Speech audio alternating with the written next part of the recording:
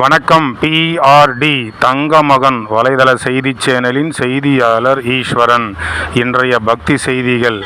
ராணிப்பேட்டை மாவட்டம் ராணிப்பேட்டை முத்துக்கடை தண்டலம் செல்லும் சாலை அருகில் அமைந்துள்ளது ஸ்ரீ தேவி கருமாரியம்மன் ஆலயம்.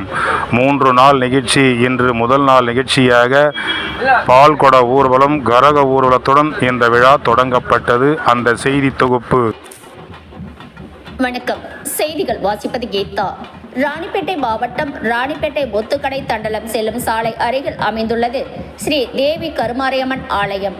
ஜூலை 12, 13, 14 ஆகிய 3 தினங்களுக்கு இந்த ஆலயத்தில் திருவிழா தொடங்கி நடைபெற்று வருகிறது. இன்று காலையில் ஸ்ரீ தேவி கருமாரியம்மன் கோவில் அமைந்துள்ள அம்மனுக்கு பால்குட ஊர்வலம் சென்று பாலாபிஷேகம், மஞ்சள் அபிஷேகம், குங்கும அபிஷேகம், திருநீர் அபிஷேகம், தேங்காய் நீர் அபிஷேகம், பல வகைகள் அபிஷேகம் மற்றும் பல்வேறு மூலிகை பொருட்களை எல்லாம் கொண்டு ஸ்ரீ தேவி கருமாரி அம்மாவிற்கு அபிஷேகங்கள் நடைபெற்றன.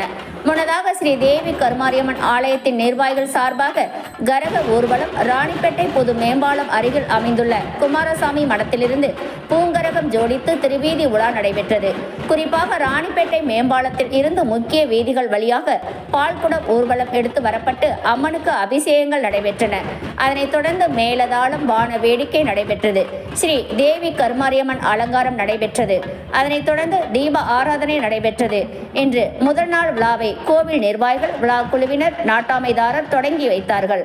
அதனைத் தொடர்ந்து வார்டு உறுப்பினர்கள், பல்வேறு அமைப்புகளை சார்ந்தவர்கள் இந்த விழாவில் கலந்து கொண்டு ஸ்ரீ தேவி கருமாரி அம்மாவை வணங்கி பூஜிக்கப்பட்ட பிரசாதங்களை பெற்று அருள் பெற்று சென்றனர்.